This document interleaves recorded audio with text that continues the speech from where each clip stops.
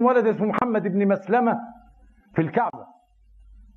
ما هي شلة المنافقين وحزب الشياطين أبوا أن يتركوا منقبة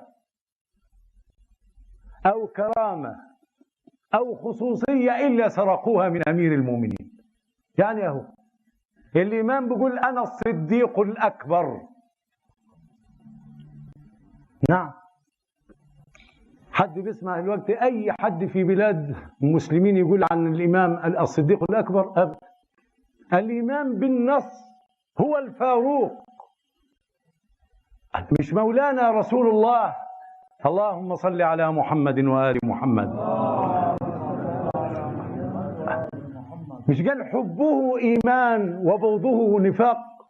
مش قال لا يحبك إلا مؤمن ولا يبغضك إلا منافق؟ هو اللي بيفرق بين المنافقين وبين المؤمنين.